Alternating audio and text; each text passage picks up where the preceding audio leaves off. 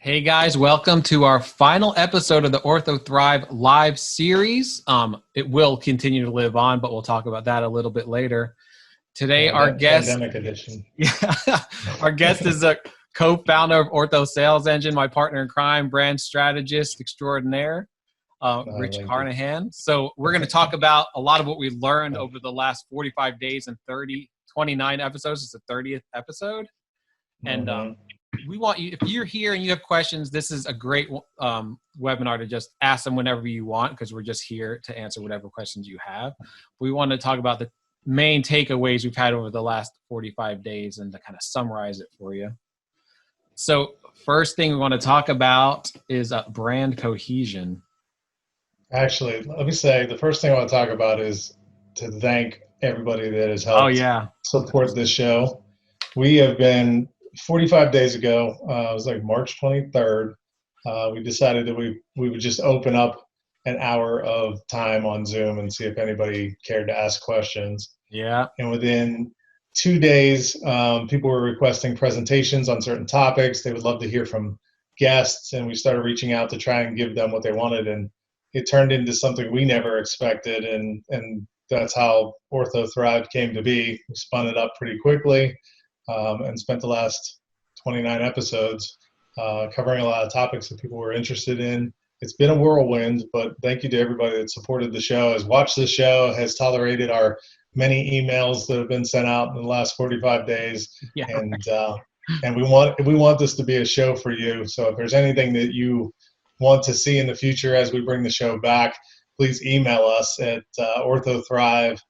It's orthothrive at orthossalesengine.com. Let us know what you want to see, and we'll see what we can do to make that happen.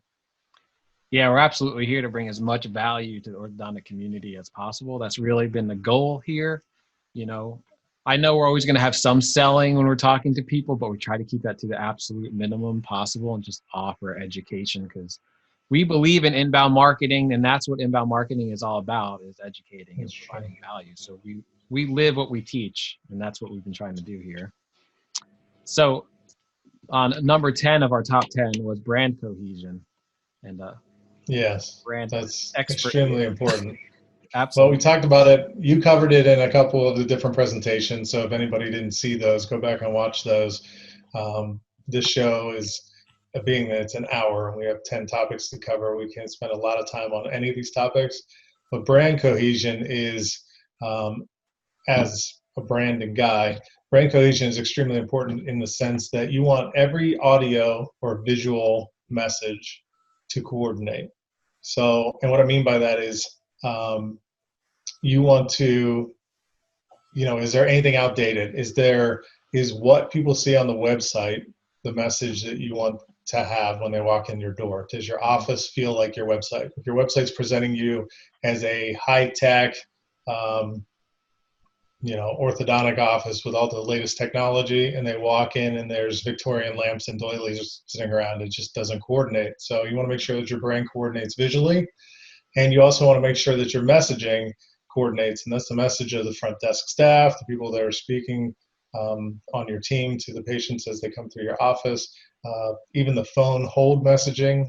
A lot of people don't consider that part of their brand, and it really is almost, it's almost more important, because that's what people are hearing all the time and interacting. Yeah, it's a lot of things that are overlooked, I think, that that we will, when we're working with a client, we'll go in and actually write their scripts for their on hold or for their voicemail messaging.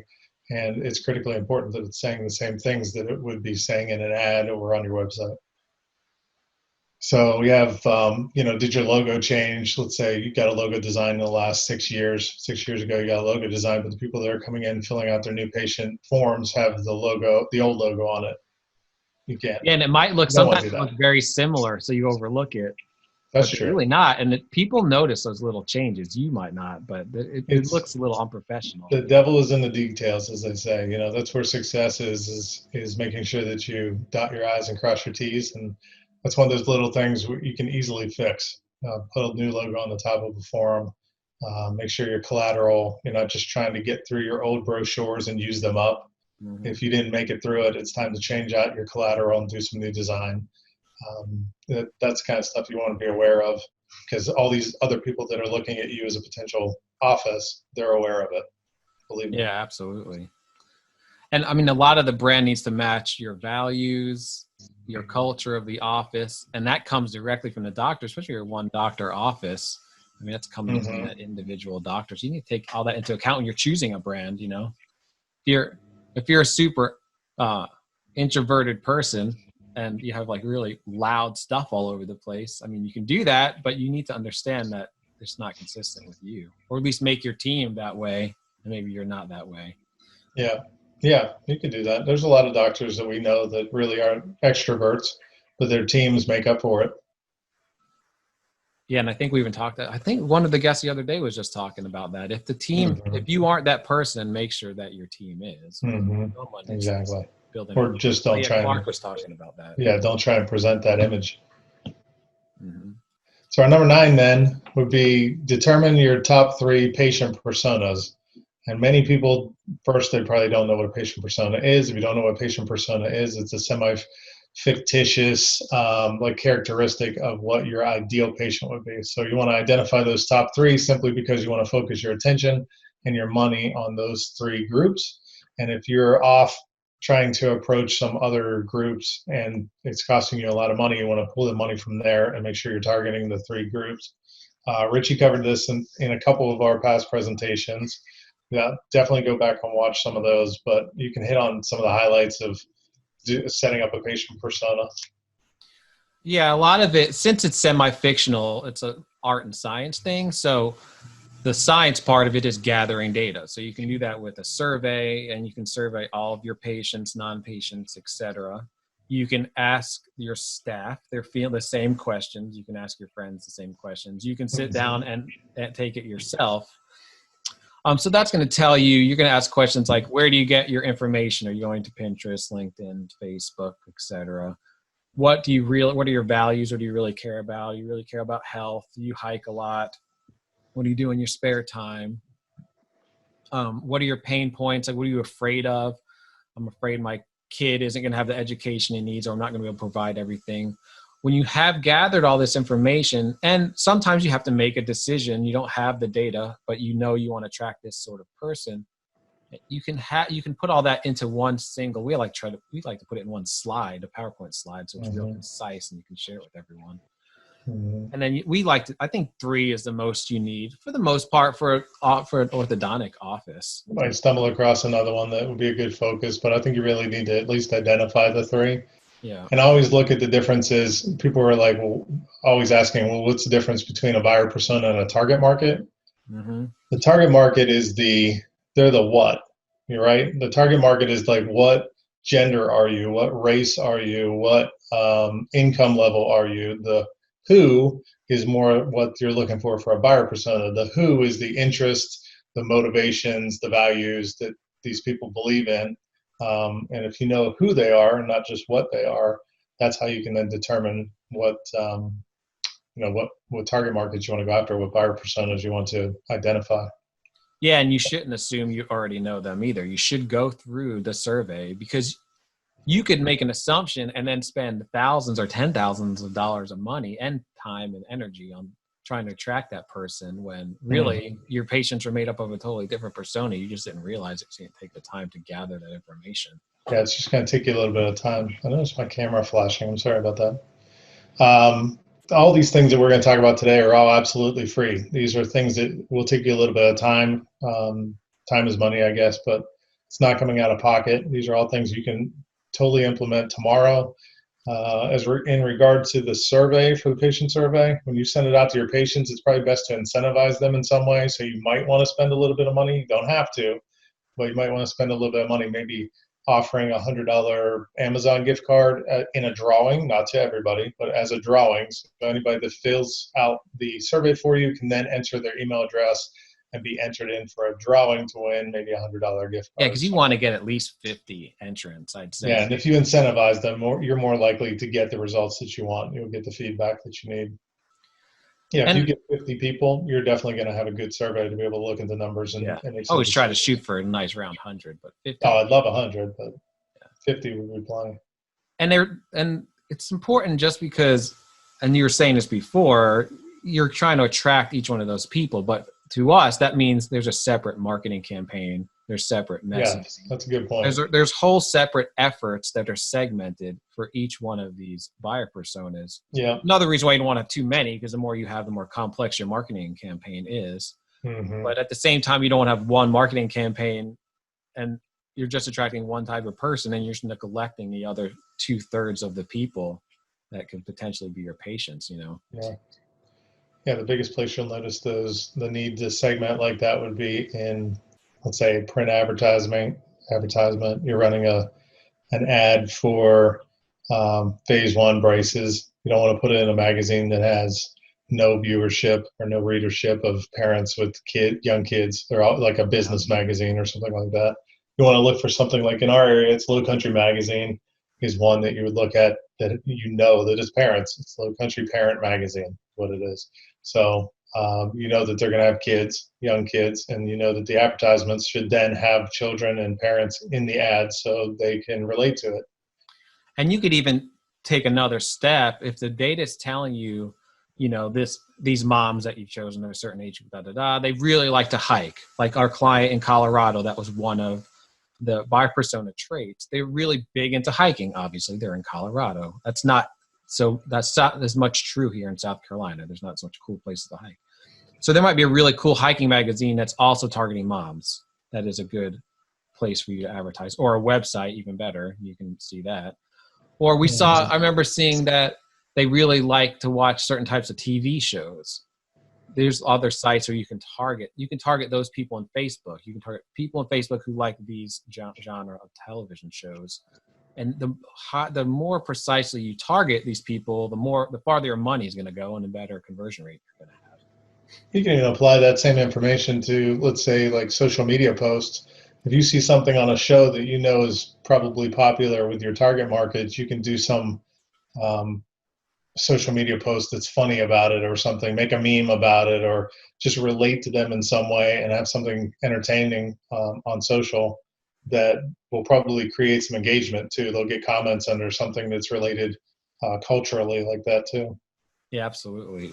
What was that? Was that girl in Game of Thrones that turned bad at the end? Daenerys or something? Yeah, Daenerys Targaryen. That's where we almost did the wrong thing there, because we were gonna merge one of our doctors with her before she hated. That would have been bad. So she was evil. So just watch out. They can go evil queen. Be careful. Yeah.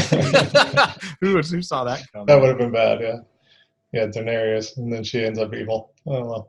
Yeah, who? So number 8 on our list would be evaluate and adjust your website. This should be happening all the time. I mean, you don't have a lot of time to focus on your website. You're probably busy, but at least do it quarterly, if not monthly. Just look at the things to make sure that they're functioning. There's 3 areas I would say as a web designer. There's 3 areas where I can help you fix your website. Aesthetically, it can look better. It needs to look professional. There's actually a thing as too professional. If it looks too professional, it'll look like you're just one of those DSOs that got bought up and they slapped the label on it, and it doesn't feel like it fits you and your community. It should definitely have your own signature personality. But the aesthetics of the website have to look professional. They cannot look like you just made it yourself, converted a Word doc over to HTML and slapped it on the web. It has to have some polish. The other 2 areas, to do that in high school. I've seen that happen before. Way back in the day, it was all text on the internet. The internet was ugly when it started. Oh yeah. It was just all text. They couldn't load images. It would just take too long. And now everything's video and image heavy. So the other areas that you can help on a website would be navigation and functionality. A lot of people overlook this. Navigation is probably the messiest thing I've seen, because people they either get too creative with the names of their pages. So they'll call it, like, I can't even come up with a bad example because I don't write bad examples. But if it's an About Us page, it should just say About Us. Don't get creative and be like, Meet the Trolls or something. Oh yeah, we just had weird. The nonprofit I volunteer for. They called basically the place where all their online classes were, or classes, they called it the Discover tab.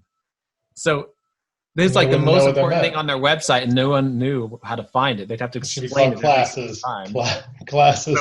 That's it. Classes, solutions, treatments, about us, our team, things like that. You can get creative on a page. I always say you can get creative with a headline on a page. So once you get to that page, write something fun if you want to be fun.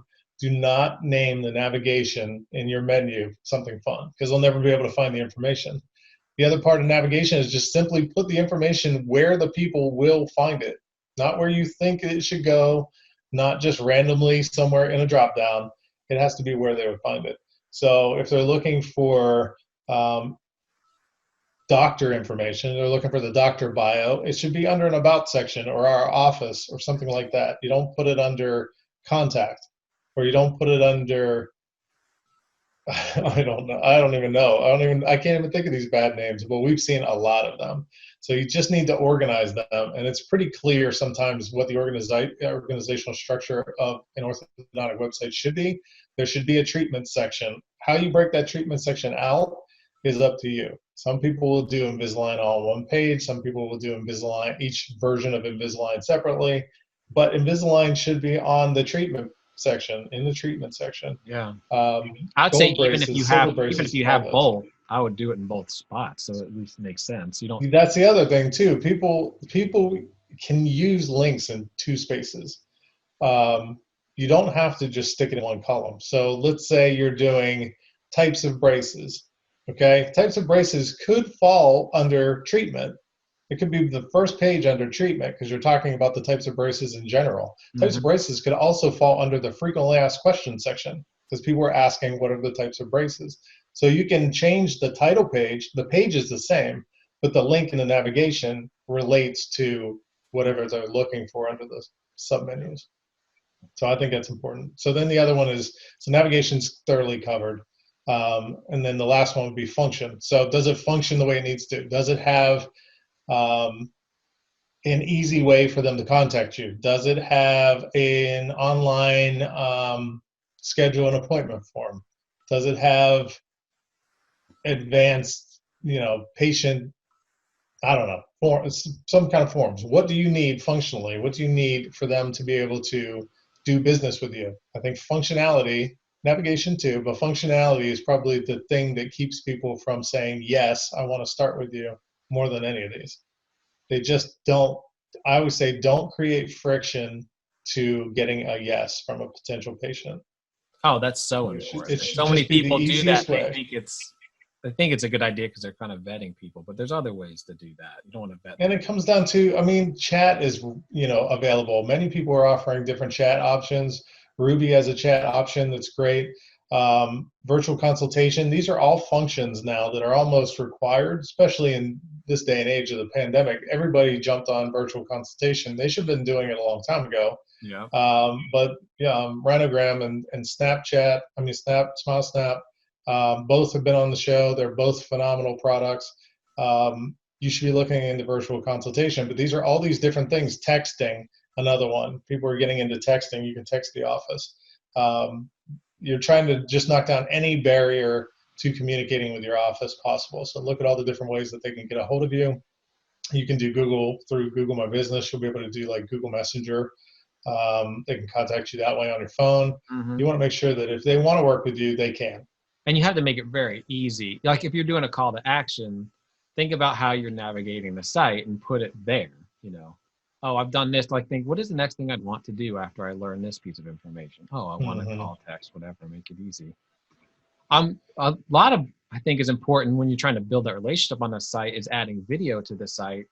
I think a lot of people could put that in their future plans if they don't have any video on their site, or they have really old video on their site. And you can do that for free too. You can do it with your own cell phone. These days, cell phone video is great. Just use a tripod. And if you can, I would suggest investing in a microphone, lavalier microphone that can plug into your phone, so it'll get you good audio quality. The audio and the quality of the video be the biggest. You definitely have to be careful on the website, but you could definitely use, if it's good enough, you feel happy about it. Oh, for like, you can use it for social. You can put stuff on YouTube. You can put it on social media. That's places where it doesn't have to be professionally done, and it's totally acceptable. Along those lines too, and while we're mentioning things that the website really need, are we've seen time and time again in looking at the metrics that the doctor page and the staff page are critically important. So if you don't have a page on your website where it's showing the doctors and their bios and their family picture and all that, or there's a page where you're giving props to your staff, because I think a lot of that is just simply the fact that somebody is calling out their staff and saying, look who we work with, these are great people. Yeah. They're two of the top pages that are hit when people are visiting the website. It's your home page, your doctor page, your staff page, your financing page. Mm-hmm. Those are pretty much it. So if you don't have a doctor and staff page, you can put them together. You can say, you can include the doctor on a staff page, but you should definitely give some props to the people that are working for you, and let people know who they are and let them get to know them, because ultimately it's the relationships with those people that are going to make them say yes. Especially if you're bringing your kid somewhere, you're doing that investigation. Like, yeah, that's true. Like someone I want him to interact with, or are these team members to look fun and professional? Yeah, the photos should look professional, but again, you could probably, if you do it well, you can do it from your own phone. Again, you don't have to invest a lot of money. It just has to look clean and attractive, and just using natural light properly. Yeah, if you shoot people outside with a camera, cell phone camera, it'd be perfect. Just find a shady area. Don't ever shoot people in the light. Shoot them in a shade area so they're not squinting and you don't have any harsh shadows. Yeah. So number 7 on our list is determine your key differentiators and focus all your messaging on those particular differentiators. Now, this is kind of challenging because you don't want to compete with other people that are in your market. You want to differentiate, and differentiating these days gets a little challenging because everybody seems to have the same things.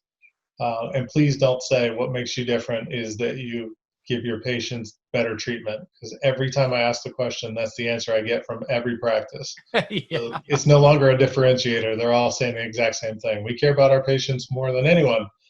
We give them superior treatment. It's not a differentiator. It's great.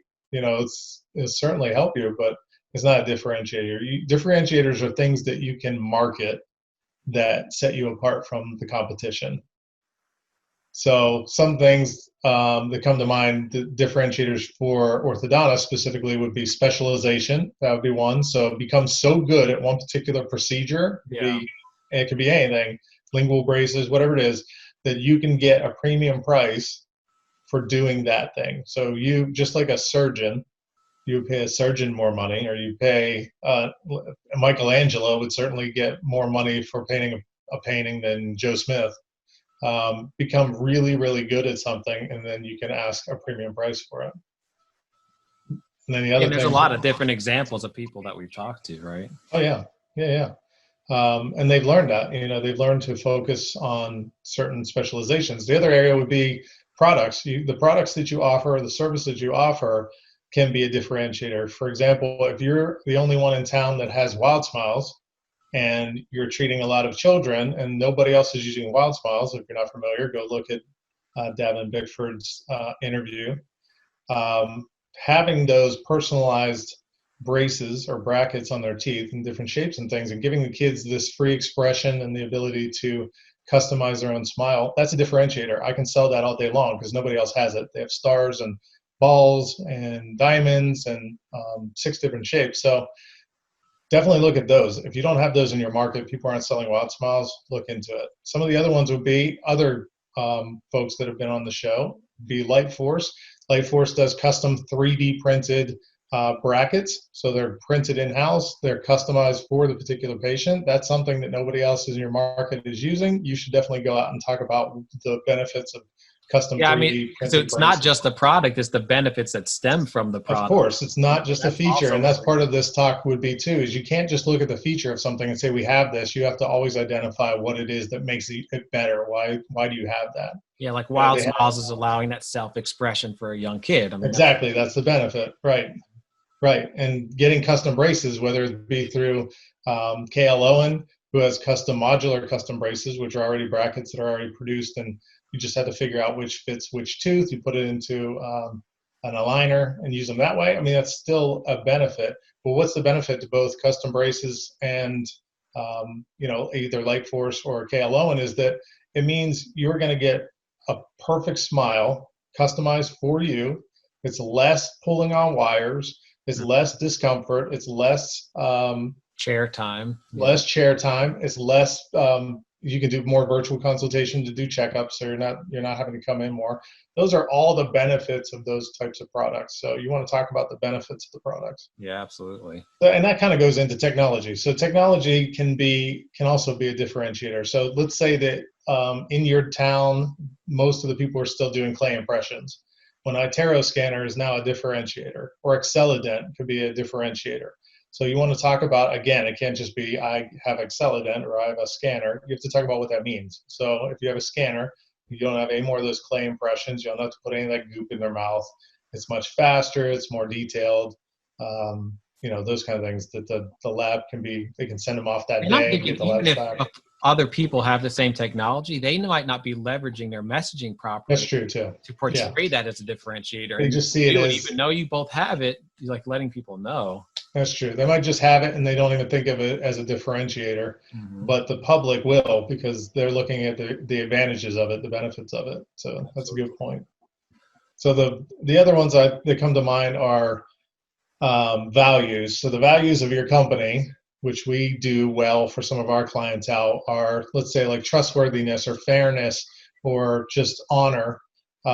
Those kind of things, when you position a practice, let's say trustworthiness, which we do effectively for one of our clients, it's almost like saying that the others in your market aren't trustworthy without saying that, but you're positioning yourself as especially for like a second opinion. You would go to a second opinion from a trustworthy doctor, and more likely start with a trustworthy doctor than you would somebody that you're even questioning their trustworthiness. Yeah, this is one maybe if you had someone do a SWOT analysis, or you kind of that would actually, like if you see someone's other weaknesses really obviously, they might not have the integrity that they should in the community. You want to highlight that for your own practice, even though it's already existing. You want to talk about it more. And I think in determining your differentiators, you have to look at your competition anyway. You should be doing a competitor analysis, and you should be looking at your competitors and seeing what they are trying to say are their differentiators, because there might be an easy way to take what they are considering a positive differentiator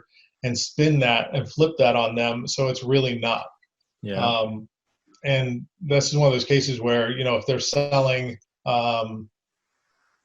phase 1 starting at age 4, it sounds a little ridiculous. It sounds to me like it's a grab for money. And we can spin that by saying you don't need to be seen until age 7. And this is why. And we talk about all our stuff saying that we're going to always give you honest and fair information. So most of our campaign has been, focused on trustworthiness, and it became the trustworthy orthodontic practice. And it definitely works. So the only other options would be convenience and office culture. Just kind of go together a little bit. So the office culture, I always consider, can be a differentiator, and this is kind of where it plays into the answer where everybody tries to give us. We just, our patients like us better, and we do everything for our patients. It really comes down to a fun factor. It's not necessarily about you. So it's about, would you rather go to a Disneyland or a museum? Museums are still cool, but Disney wins over a museum every time. You come in, and the corporate culture there, the office culture, is just fun. And kids, especially if you're dealing with children, kids want to go where it's fun. Parents do too. Yeah. Can't be so campy and corny that it's obnoxious, because it'll turn people off. This is one where if you choose fun, you've got to put the footing. Like you really need to. You're probably going to redo your office. Yeah, you got to really go with fun. It's got to be silly and have a good time with it. I mean, you just have to make that your thing. That's going to be your persona. Yeah. And then convenience. I mean, convenience can be a differentiator as well. So if you're nobody in town is open on a Friday and you're open on a Friday, it's a differentiator. If there's nobody else open in evening hours and you're open in the evening, it's a differentiator. So, but that's also the virtual consultations, like they were saying. Like, yes, virtual consultation out there is trying to portray all these doctors as inconvenient.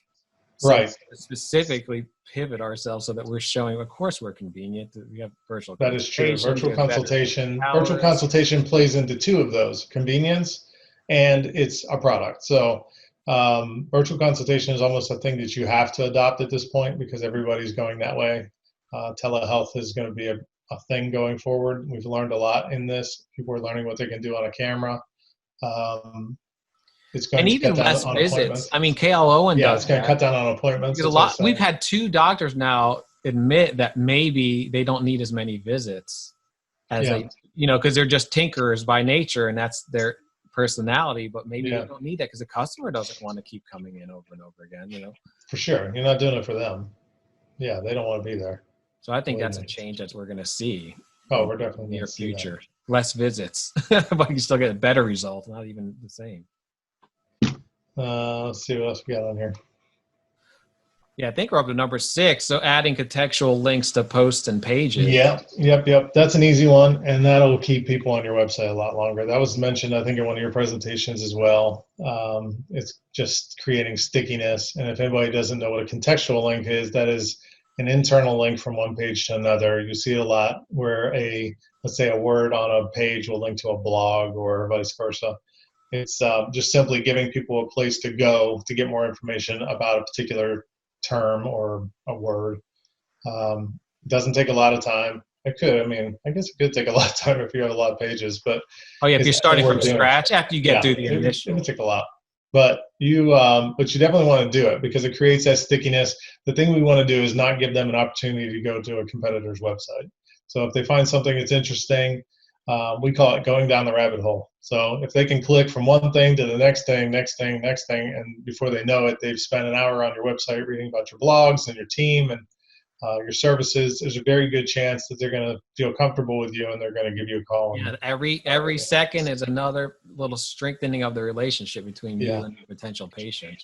Yeah, so it's And I mean, Google really likes it too, so you get both the advantage. Yeah, that's a good point. Yes, they like all that linking. They see that you're putting active attention into the website and making adjustments. And every time you make an adjustment, Google sees that you're doing some work on the site and it's not sitting stagnant, and it will help you rank higher.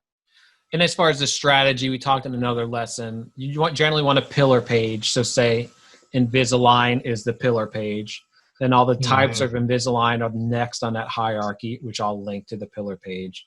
Then maybe next are all the blogs that are about either Invisalign or one of the specific types of Invisalign, linking to those pages. You can look up pillar pages like HubSpot, pillar pages, Google that, and it'll explain. It's pretty simple once you read about learning. Yeah, pillar page. I think of a pillar page it's the page you get if you just click the main link of a category. Oh, generally it is, yeah. Right. So if you're going under treatments, the drop down shows all the particular treatments. If you just click the treatments button, that's a pillar page. So it's going to list all those treatments and then link to those individual treatments from that page. And then each one of those will break out from there to the individual pages that were designed. As far as navigation goes, you always want to make sure that you have direct navigation to every page that's available on your website if you can, because you want to make it as easy as possible. Again, you want to cut down on the friction. You want to make it as easy as possible for people to come onto your website and find the information that they're looking for. Yeah, we're taking an online class right now on different email marketing techniques. And he said something really smart that's really made it simple. When you're putting another piece of content on your page that you want people to click, just answer the question, if I've read this and learned this, what would the person want to do or learn next? Like, what would be the next baby step in the process of whatever this is teaching? And that's what those links should have. If you're going to video, whatever the content is, like think, if I'm reading this, what would be the next thing I'd want to do? And that should help you determine what those would be. Yep. Yeah, number 5. And speaking of email. Yeah, email your patients. Email your patients. I mean, people just don't do it. I think that a lot of people don't even have a database. They might have a patient management system, like they have an operating system to keep their patients' records in, but they never really pull their emails out and use them to message them about just things going on in their practice. So I think a patient newsletter is huge. You don't have to bombard them. Maybe once a month, you hit them at the end of the month and say, this is what happened in our practice throughout the month. You can highlight new people that come in on staff. You can talk about people that got out of braces and successes. talk about community events that you did, but you just want to stay top of mind with people that are either current patients or past patients. Yeah, it's really the same as building a relationship. If you ran into the person in Yeah, they want the to know what's going shopping on. mall or whatever, what would you talk about with them? Like things Yep. that are happening with you in the practice, Yes, People exactly. want to feel like they're part of the family. That's why when we do social media posts and email, the things that rank the best are like silly things from the team or the doctor, like that. Recipes, things like that. Yeah, people It's a want. good place to showcase blogs that you may have been doing. Mm-hmm. It's a good place to talk about like holiday things. There's usually a good holiday that can be called out in every month. So pick the holiday of the month and try and kind of focus around it maybe a little bit. During Christmas and Thanksgiving, we talk about staff recipes and things that they're sharing. Gives them links to go back to the website and check those things out.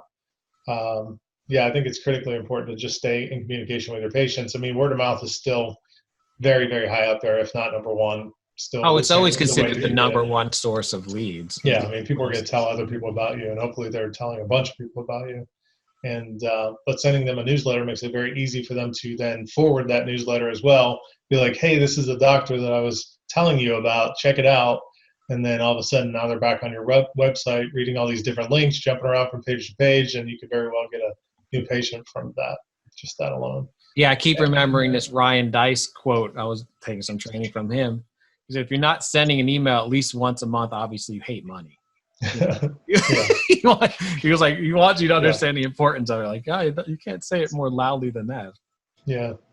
And they, and again, this is, the MailChimp, Constant Contact, there's others that they have free programs, free plans. Yeah, that you could HubSpot lets you use. do free mail. I think ConvertKit probably has a free system. So it's not something you have to spend a lot of money on, but definitely get started on it. And as you grow your lists, you might have to invest in a pro account or something, but by then you'll see the value in it and you'll want to spend the money because you'll know it's working. Yeah, and even if you're not ready to hire someone like us, the list is so important. Like when we first talk to someone, I always in that first, how big is your list? Mm-hmm. And half the time I have no idea. But if they tell me, well, I've got about 50 email addresses, it's a much longer road than if someone tells me they have 2,000 email addresses of people that never started with them. I mean, those are totally two different strategies, and it's going to cost a lot more or less money to get the results based off what their existing list looks like.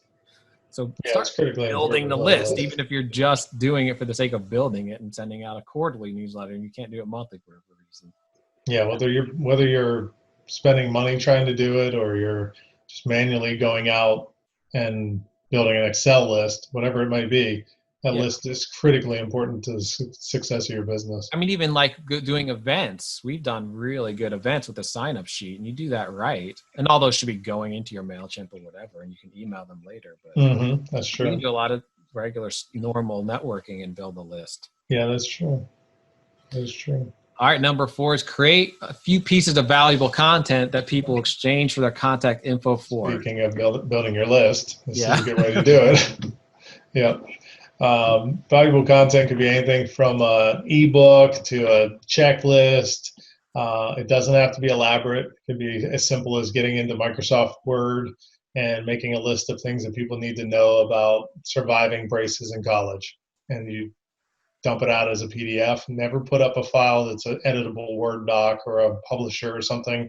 One, you don't want to give them an editable document. Doesn't really look professional. You want to just make it a packaged PDF. But also you got to assume that some people won't have Word or a publisher to be able to open the file. So you want to make it readily available to everybody. So just make it a PDF when you're done.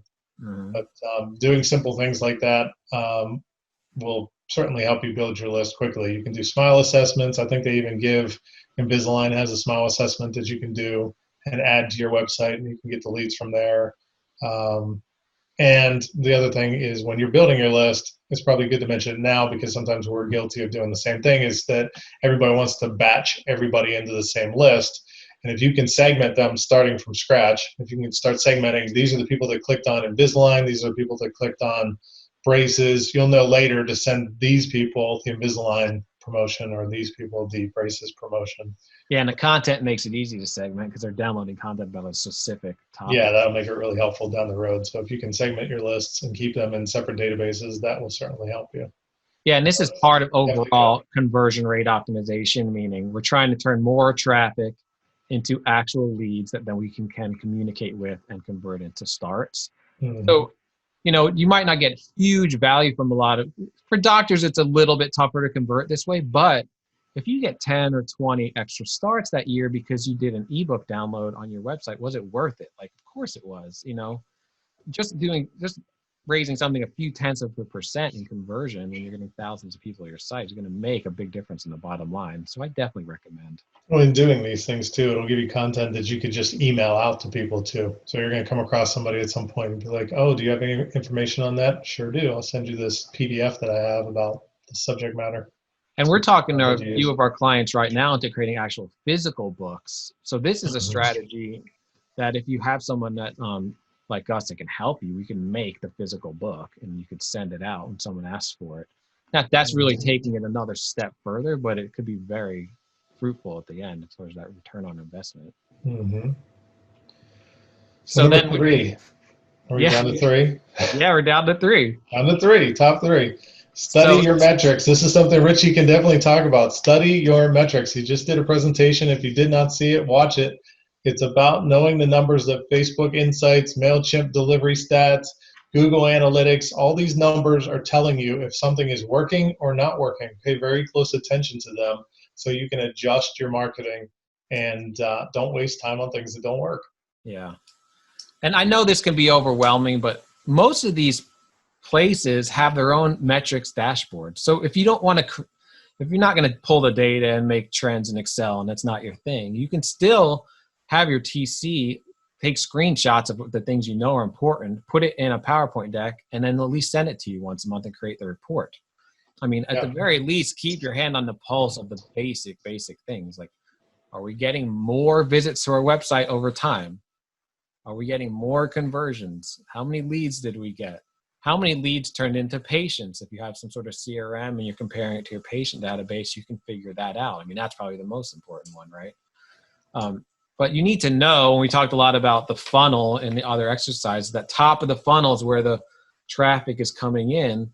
We need to keep feeding the funnel more and more, assuming you want to grow the practice with as many people. But each time they're going down the funnel, they're converting to another type of person, a prospect, a lead, a scheduled appointment, a start. Every one of those little conversion events, there's some way to measure how well they're doing. And if you at least pay attention to it and brainstorm ideas, it's just the fact that you're paying attention to it is going to improve it, because you're not just going to let something sit you see is not working. Mm-hmm. But I think a lot of doctors right now don't have any idea of what their metrics are, and they're throwing a ton of money. See, that's what scares me. If you're throwing a ton of money at this magazine you think is really helping you, or this football sponsorship that's really helping you, or whatever it is, but you're not measuring it, like, you really could be just losing a ton of money and time and energy, or not growing the practice, thinking you're going to grow the practice a certain amount this year, when in reality, if you looked at the metrics even 1 month, you know it was not going to happen at all. Yeah, definitely the metrics will show you whether you should do an ad buy or not. Ad buys generally are not cheap. And don't buy an ad just because you think the magazine is cool. That's not a reason to do it. Unless you're already killing it and you just have extra money and you just want to do it. Or unless they give you a really, that's an really emotional decision, not they a. give you a really, really good deal. At least you can look at it as it's an awareness ad. You're not going to get a lot of response from it, but it's an awareness ad. I always think that you should be as many places as possible, have as many flows of information out there as possible. So if you can get a great deal on it, you might want to do it then. But otherwise, don't spend a ton of money on it. Yeah, you just choose what at least matters to you. Choose those KPIs that matter to you, and at least start looking at them. And if you focus on your buyer personas that you identify, and once you've completely blanketed the market on where these people are, and you want to move into other things, that's fine. If you're killing it with these other 3 buyer personas, then you need to look at your 4th, 5th, and 6th buyer persona and start working those as well. But as far as these metrics go, I think a good thing to point out is if you are working with a team already, let's say you have a marketing firm, this is something they should be reporting to you often. You should not if somebody asks you the question, what do your numbers look like? You should know. They should at least present them monthly. And if you're not getting that, I would go back to them and ask that. When we work with our clients, Richie is usually the one on he's our analytics guy, so he's on there doing meetings with our clients every month and letting them know by showing them the chart. Here's where you were last month. Here's where you are this month. This is the growth that we've seen, and this is what's working and what's not. And we make a decision then whether we continue something or we change it. It's critically important that you're able to adjust based on the metrics that you're seeing. Yeah, and I don't know if it's fair to say this or not, but the dirty little secret about why people don't do this is because things aren't getting better. They know it's actually going to shine light on a little deep secret of theirs that you've been paying them a whole lot of money without a lot of result. You know, when we're showing them, there's months where we did something wrong and I've got to talk it. It's not super fun, but we're about transparency. And if we don't do something wrong and stop it, then we can't fix it later, you know. But that really, a lot of companies are not incentivized to do this because it's a super transparent way that holds them accountable. People don't want to be held accountable. They just want to get a check every month, you know. So metrics scare people. So if someone's hesitant numbers can metrics, that's like a red flag. Like, why don't they want to be transparent about what they're doing? There's probably for that, you know. Not everything is, you know, puppies and roses. I mean, things go wrong and we adjust. And I think any good team understands that and will be transparent. And you should understand that not everything is going to be 100% successful. You're going to try things and you're going to need to adjust. And you need to be working with a team that knows how to adjust and is willing to adjust, and not somebody that's wanting to hide failures. You only learn by failing. So we always think that let's fail fast, figure out what it is, and make it better. Oh, absolutely. Because once you get it right, that's when you're killing it. That's how we get to where we are. All right, so number 2, it's something I've been delving into a lot lately, and that is spend a lot of time enhancing your Google My Business and your Bing Places listings. If you have not claimed your business listing on Google and Bing particularly, do so. Definitely claim it and start enhancing it. And it's just things like filling in information about your company, the address. If anybody doesn't know, it's when somebody Googles your business, on the right sidebar, you get this big section that's just about that particular business. It's the same place where people can leave your reviews.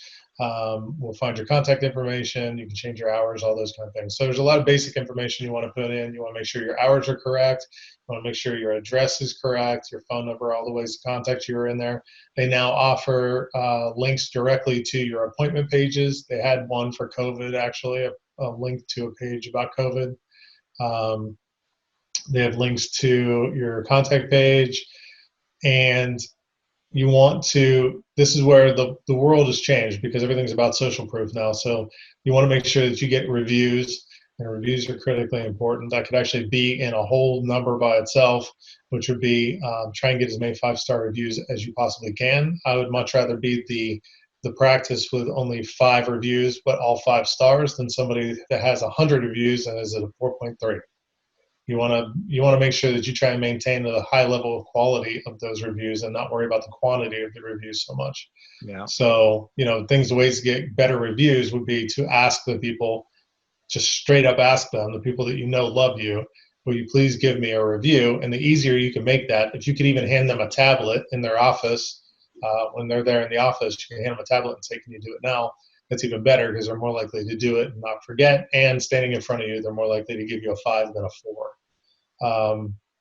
We have ways, and we can talk about in another session, that we try to keep people from putting a 1 through 4 star on social media. And we try to drive them to put only the 5 stars on social media, which will help you.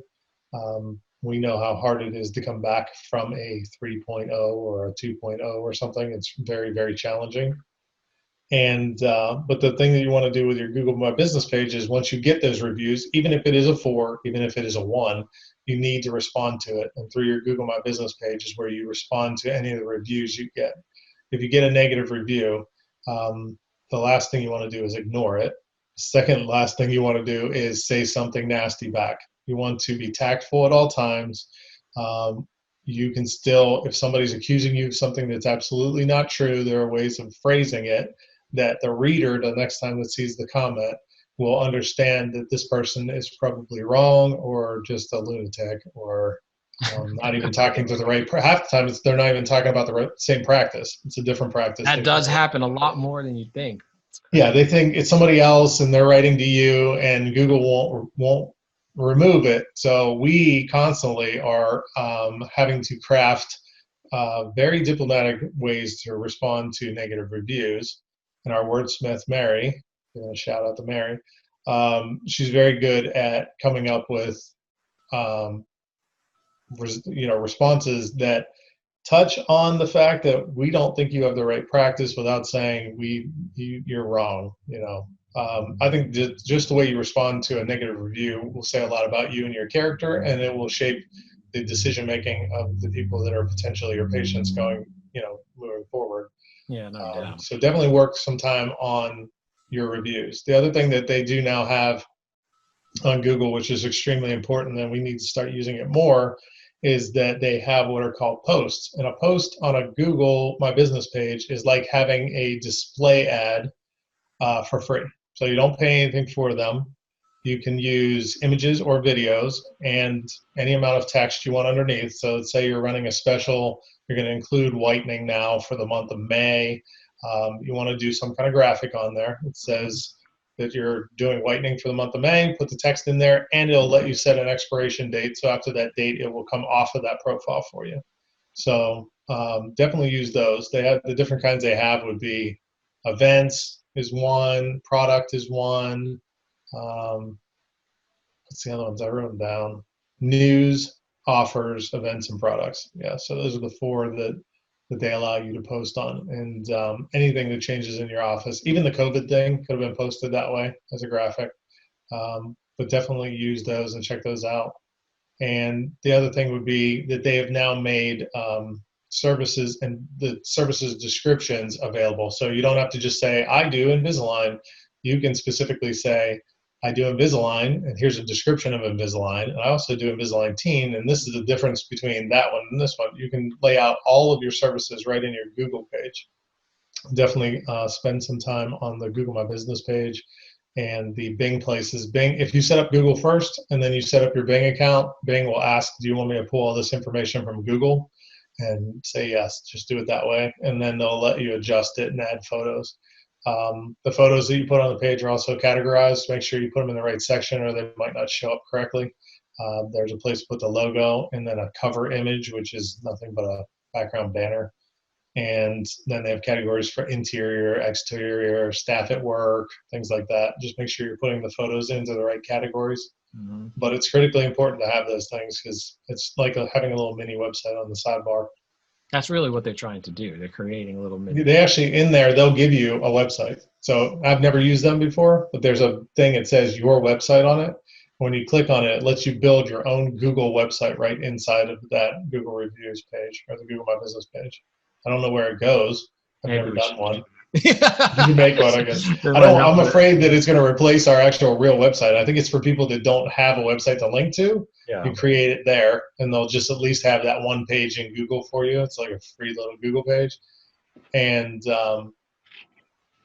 but I've never had to do it because we always have websites, very elaborate websites that we build for our clients. So I've never made a one inside of Google. So if anybody knows, please let me know what that is.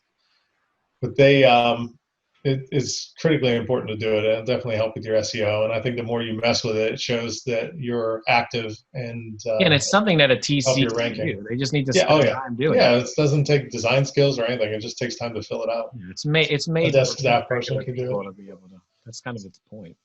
Yep, for sure. All right, number one is give your blog more attention. Definitely. Number one. That's the most important one, I think. So and people ask us about this all the time. Like, what do we need a blog for? If you don't have a blog, get one. Start a blog. And if you have a blog, double what you're doing. That's what I always say. It's critically important to have a blog. In the beginning, everybody thought blogs were just ways to talk about yourself. You know, poets would have blogs. Everybody's got a WordPress blog. And they're like, oh, yeah, I talk about myself. And I think that's kind of what Facebook has become. It's your blog. It's just like, I had this for lunch, and it's my blog. But blogs are very professional these days. Blogs are the way that you get business. It's inbound marketing 101 is have a blog, write about things that are important to your particular audience, and solve problems for them. So if they're looking for information on do I need Invisalign or braces, you should have a blog that says you need Invisalign, or how to know if you need Invisalign or braces. Yeah. Because when they search for that term, your blog's going to come up in the search results. Absolutely. And I mean, we call it a blog, and it is, but in my mind, it's a page of content It's a resource about center. a subject that is interesting to your audience.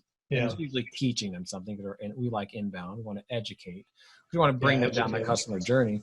But you could just as easily say, I hate writing. I'm not going to hire anyone to write, but I love to do podcasts, or I love videos. Like, if you could potentially do that, it's not exactly a blog, but it's still the same effect.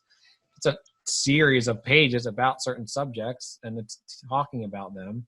Yeah, you can still embed a video on a blog page. Yeah. It's about educating and not selling them. You don't want to hard sell somebody. You just want to show them why you're an expert in your field, and naturally they will come to you because you know all the answers. And if you're doing SEO and you're not doing a blog, you're not really doing. That's true. I mean, how can you possibly say that you're doing search engine optimization if you don't have new content going up on your site regularly? Yeah. Your pages won't change that often, but your blog should be changing regularly. But the blog is critically important. I definitely believe in it. We have a very strong blog ourselves, but we make sure that all of our clients have strong blogs because that's where people are finding all the information about them. I see it as kind of a insider tip to getting better rankings on Google.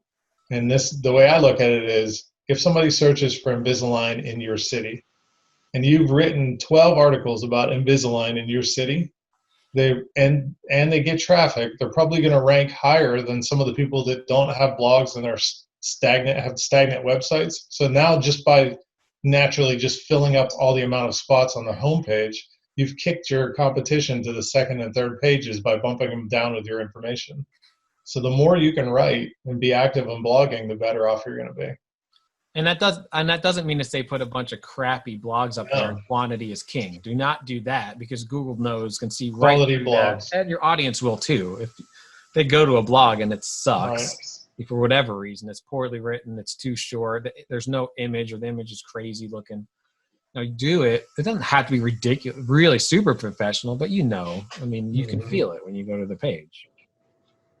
Care about what's on there. So that's our 10. It's 10 free things you could do right now to fix your marketing. And then it will work. That will significantly change your marketing for the positive, for sure. So suggested next steps, what do you think? So if they had a little bit of budget, what's the next thing that people would get into? If they had a little bit of budget, it depends what they're doing. That's why we do the discovery meeting. So without the discovery meeting to someone I don't know, I always ask them, are you doing Google ads? Are you paying for Google ads? Because when people are searching for an orthodontist or any solutions, any service company, and you go on Google, that's everyone's going to at least do that. That's one step everyone's going to take. So if your ad can show up and that gives you another chance for them to go to your website. So Google ads, number one, and Facebook. Then I would say Pinterest or SEO are right next to each other. These are all things that are top of the funnel. You're trying to get people to the website, to the brand. You need to get as much awareness about that you exist, get in the conversation as physically possible. That's where I would start.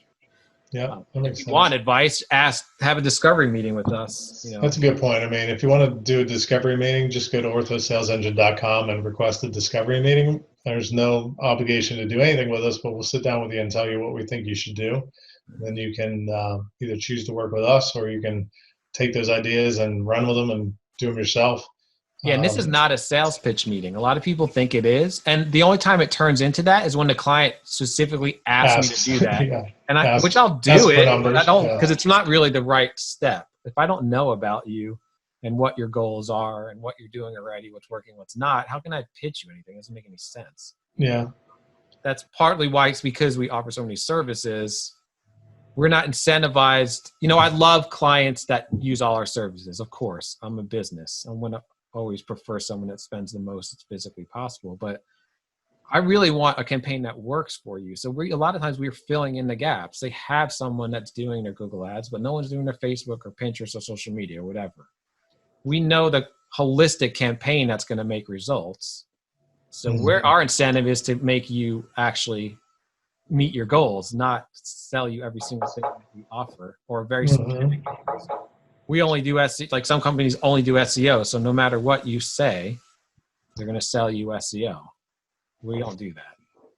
And I think We, that's pretty I important. think it's a good. I mean, it's a good point to make. Is that the whole reason we even got into orthodontic marketing was that we were seeing that doctors were somewhat taken advantage of, Yeah. because they didn't know what they didn't know. And we come from a background in marketing where our parent agency has been around since 2006. And if you go to anywhere else, you go to New York and you look for an agency in New York, they have all these services available. They're not marketing firms that just do postcards or just do vehicle wraps or just do websites. A marketing firm, a big agency marketing firm or an ad agency, does all the things that we offer, and that's what we expect of agencies, and that's what we want doctors to expect from us, is that we can provide all these different services in one place. You should not have to go to multiple sources to get graphic design done or SEO done or blogging done. We're a one-stop shop for all marketing services for orthodontics, and we're really, we don't want to, and we never ever um, recycle content. That's one of the That's what I was biggest going to pet say. We peeves. are not, if you go to any professional agency and you're Who would paying do them any that? reasonable amount of money, they're not going to give you the same blog they just gave 100 other Who people. would do that? I don't understand it. But if you look, and there are plenty of them out there, and we don't even need to name names. If you look at the content, probably of the competitor down the street from you, they have the same content on their website because it was designed by the same company. And the incentive for the company is very, if you don't know, it's obvious. It's very easy to scale a company very quickly when you do that, because the business is making the content once and selling it over and over and over and over and over again. That's why, Ortho Sales Engine isn't a huge company. We don't have a huge amount of retainer clients because what we do is so custom. But to us, that's the right thing to do. That's how we want to grow. I don't want to have 1,000 orthodontists that are paying me for the same exact content over and over and over again, unless I'm teaching them something that's different. But we're not going to give everyone the same blog. That's not cool. We're not No. helping the industry overall. We're hurting them. Well, I look at it as, and I've heard this from our clients, is that we are extensions of their own internal team. You wouldn't, if you were sitting in their office, you were asked to write a blog, you wouldn't just go copy somebody else's blog. You're asked to write a blog. So we write a blog from scratch. The topic might be similar to what somebody else has done, but we never write the same content. And usually we don't even use the same writer. Somebody else will totally write a different blog on the same topic, and you'll never see the same one I mean, same thing anywhere with the else. website design. How many Never. websites look exactly the same? A lot. And if you see, I think it was in the touch points conversation, and I said this when I was in Las Vegas, and I said this when we were at the Cloud9 conference. Commoditization is your biggest threat right now. You do not want to do anything that makes your practice look like a commodity, because if people start thinking of orthodontist practice as commodities, you're just going to go the cheapest, most convenient person, and that's it. And that person always wins. And none of us want to be in that situation, because a lot of doctors, most doctors, do not want to be the cheapest orthodontist in town. That's not a great way to build their personal business. So, That's true. I mean, every time you An decide to example. get a service that is making you look more like a commodity, that is cookie cutter and 1,000 other people have it, you're actually reinforcing that trend that is hurting the industry overall. We don't want to contribute to that. That's not who we are. We're here to raise the orthodontic industry, make it better, make these doctors, make these practices able to compete with these big guys. I mean, you're going to have more comprehensive, complex, I should say, marketing campaigns so that you can match and go head to head with a lot of these big guys, at least from the customer's point of view. Does not mean you need to spend millions of dollars, by the way. You should have, what you do needs to be a certain level of professionalism. Otherwise, you just look like the little mom and pop compared to someone else. And I don't think you want to have that perception, even if you are one office, Yeah, certain expectations, I think. But I think next steps for anybody that's interested in doing any kind of marketing is do a discovery meeting with us. We consider it a mutual evaluation of one another. Not all clients come to us that we think are right for us. Yeah.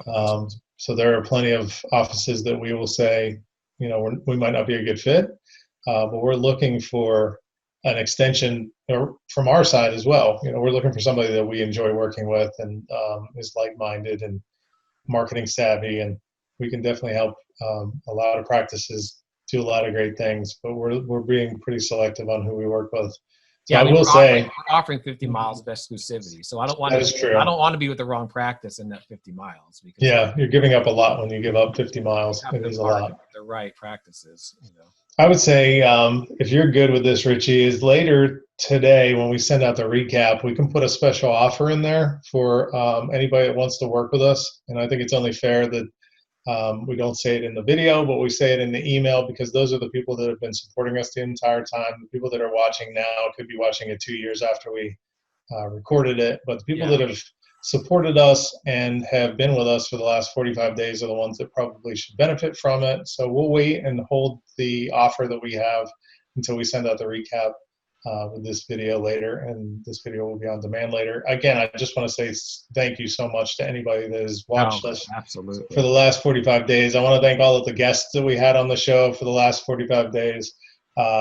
They've been amazing. It's been some great relationships that we've built, both with doctors who we've had a chance to meet with and the different people that have come on as guests. These are people that we've seen and admired at trade shows that we've attended, and it's been so much fun getting to know them a little bit. It really has been, and I think that time before the meeting is so awesome. Yeah, we get to talk to them and before we go on air, and we really consider a lot of value to the relationships that we've built, and we will certainly be back in some capacity as we transition back from the pandemic. We're going to figure out what's next for the show. Again, if you have any suggestions on what you'd like to see moving forward, things you hated, things you loved, people you'd like to get us to get on and do an interview, send your emails to orthothrive@orthosalesengine.com and let us know. I think that's it. Oh, I do have one more piece of information that I have not shared with people, and that is if anybody knows the Internet Movie Database, that would be IMDb. IMDb has accepted and officially recognized our show, Ortho Thrive, as an official talk show web series. So we are now listed. All of our episodes are going to be listed on IMDb. Anybody that's been on the show will have their title screens and their photos on there, and we'll be adding the description. Yeah, that's so exciting. Each episode. We use IMDb a lot. If you don't use it to look up things about television and movies, then shame on you, because everybody seems to be using it. I have the app on my phone. So when I submitted and they said yes, and it's simply, again, it's because of the people that supported the show, even outside of the guests and the viewers. We got great support from some of the industry media outlets, and they would cover the show and submit our press releases and put those up online for us. And doing so because we could prove that we were a legitimate show, they said yes, you can be in our database, of course. So we are currently maintaining that. We're up to about, I think it's episode 26 I've got loaded in there, but we'll get the other ones loaded in from this week, and then everybody will be on IMDb. Yeah, so this show should get bigger and better and more professional itself as we get out. We're hoping. We'll see what's next. After a break. I'm sure everyone loves seeing my office every day. I'd like to have I can say that it is exhausting doing an hour show every day for 30 days. If we knew what we were getting signed up for, I'd have been a little more hesitant to be so aggressive, but it's been such a great certainly hope it helped. I think it's been a great experience for us. We certainly did a lot with the time. I feel like we did something that was of value with our time, and hopefully that the viewers also felt that there was some value in what we were doing, and they will continue to follow us in the future. Yeah. I think that's it, buddy. This is the last show, 30 episodes. Congratulations. Good job. Thanks for everything. Everyone's done a great job. So much great job hosting the other shows. I'm glad I could join you for the last one. Yeah, absolutely. Thanks, Rich. Take care, everybody.